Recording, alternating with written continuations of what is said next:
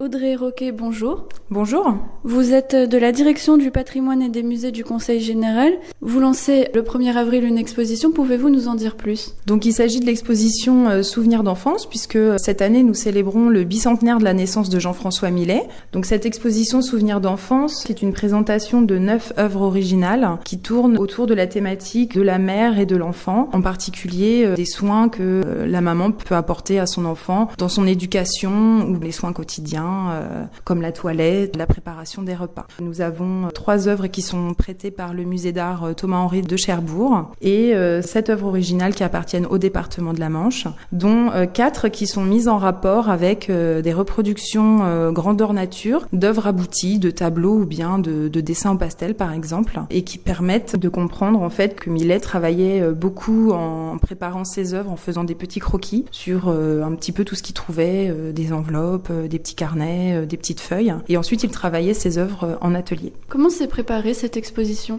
Alors cette exposition s'est préparée, je dirais, assez naturellement de par la date. Il nous apparaissait vraiment légitime de partir sur justement quelle avait été l'enfance de Jean-François Millet, puisque nous sommes ici dans sa maison natale. Nous nous attachons vraiment à Gruchy, sa maison natale, et finalement le titre de cette exposition, Souvenirs d'enfance, c'est un petit peu ça, pouvoir évoquer ses parents, mais aussi sa grand-mère et comment les paysages de Gruchy ont pu ensuite l'influencer dans sa création artistique. Quelles sont les principales œuvres de cet artiste qui sont mises en avant lors de cette exposition ?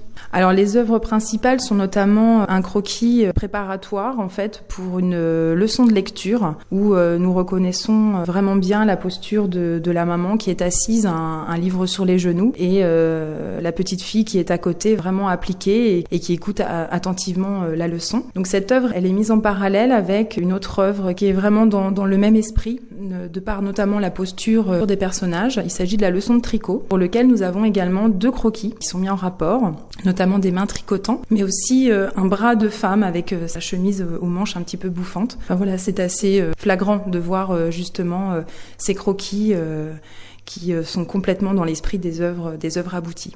Et puis enfin, une 3e œuvre qui est Toby ou la tante, où là en fait c'est un tableau dont le sujet est tiré de l'Ancien Testament, mais qui a permis à Millet en fait un petit peu d'exorciser le mal-être qu'il avait de ne pas être revenu à Gruchy pour revoir sa mère et sa grand-mère. Pour l'étude sur la leçon de lecture, on voit qu'il y a des petits bouts qui manquent. C'est dû à quoi ?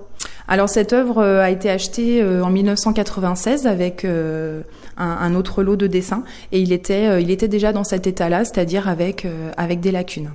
C'est dû à la fameuse tendance de dessiner un peu sur tout ce qu'il trouvait ? Ça peut être ça, mais ça peut aussi être dû à des accidents ensuite entre la fin du 19e siècle et 96 où les dessins nous sont parvenus. Il a pu aussi tout à fait se passer des accidents avec des papiers déchirés et qui font que voilà, aujourd'hui nous avons des œuvres qui parfois sont tronquées. Est-ce qu'il est possible qu'il y ait des œuvres qui se baladent encore dans la nature qu'on ne connaît pas ? Oui, c'est tout à fait possible puisque régulièrement nous voyons à l'occasion des ventes publiques des dessins qui apparaissent et qui sont signés de Jean-François Millet et dont nous ne connaissions pas l'existence. Oui, c'est tout à fait possible.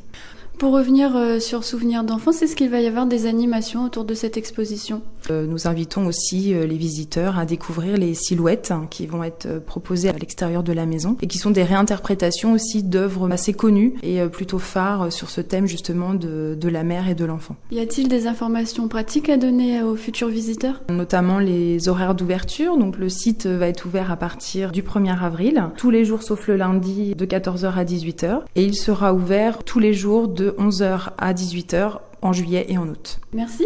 Je vous en prie. Au revoir. Au revoir.